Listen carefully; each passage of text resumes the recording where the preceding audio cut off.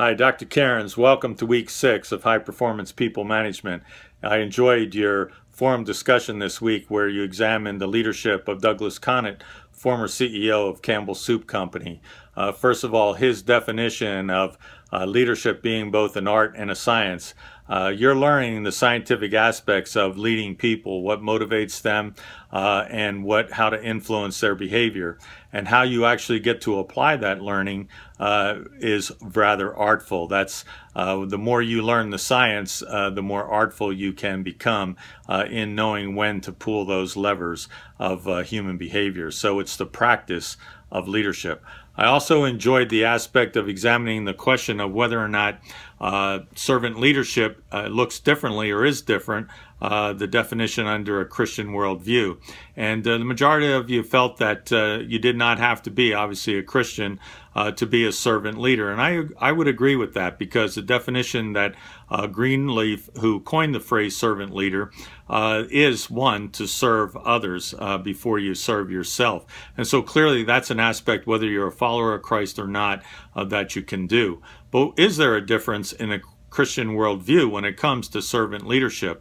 And I think Eric Walker and Bridget kind of hit on the idea there of, one, it's serving God, and then really what does servant leadership lead to? In an organization, in Conant's world, it led to profitability and performance. And so am I a servant leader serving others in order to achieve higher profitability or greater performance or employee satisfaction?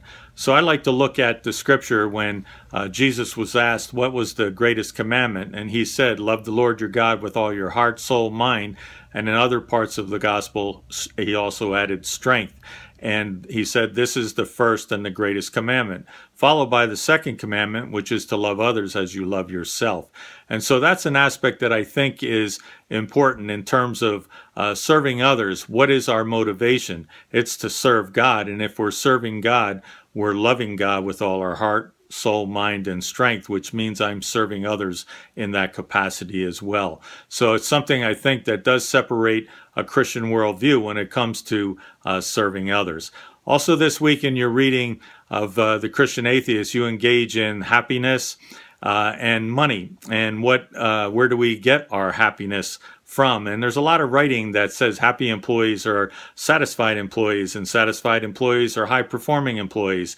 And as you're reading, where does that happiness really come from? Can we satisfy the happiness of our employees? So think about that when you're relating the reading to high-performance people management.